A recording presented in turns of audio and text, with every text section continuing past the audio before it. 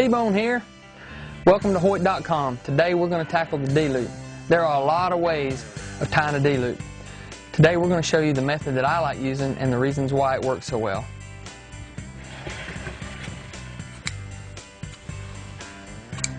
Okay, once you determine that where you want the knocking point and you have the arrow position right, we need to tie a soft knock into place. I like to use a 130-pound test Dacron string. So we melt the little end so that we have a ball to pull to, and you actually fish the Dacron back through itself and pull that knock down to where it's right up against your loop. And then you actually secure it. I like to snug it up so it's good and firm, because this is going to be a knocking point that's not going to move. And then you're going to cut it off so that you can melt it down.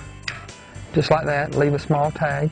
Then you want to go below the knock, and you want to make sure that you leave a slight gap between the arrow knock and the knock that's below the string.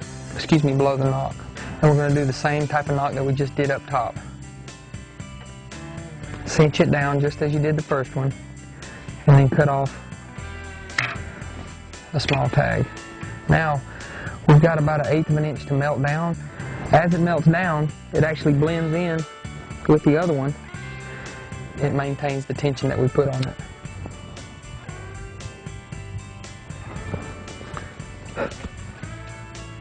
Just like that. So now what we're going to do is we're actually going to tie the D-loop. These are in the place to where you'll never lose your center shot. So no matter what happens with the D-loop, if you have to change the D-loop out or what have you, you've got positive knocking point. You want to melt down, I like to puff that out and have a little fuzzy ball there on the end of the D-loop. And always mash it against the lighter or something metal to make sure that it flares out real good. And then this is a right-handed archer, so that we want to make sure that we come off of the left-hand side of the string. So you lay the loop against the face of the string and pull the tag back through. As you can see, the knock and the loop part is coming off of this side of the string rather than this side of the string. And we're going to do the opposite on the bottom. And it comes off, and then once you get it secured down, then you're going to go under the string, and then you have the loop that you just made, which is actually the D-loop. Take the string around, take the D-loop cord around the string, back through the loop you just made, and then go over the string, and then come back up through again the other loop you just made, which is actually the tag end is paralleling the D-loop end.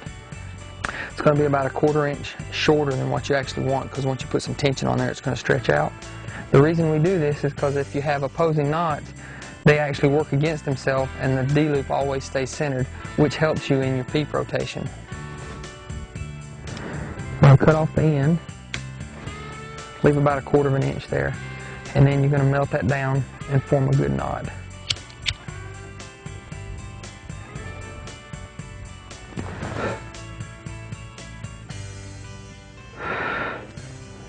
Lay the channel in the string, lay the D-loop in the other track, and then just spread apart. And you can see that that's stretched about 1/4 inch. And that's the way you tie a D-loop the T-Bone way.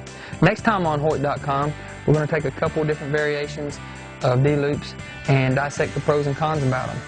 Tune in. It's going to be great family fun.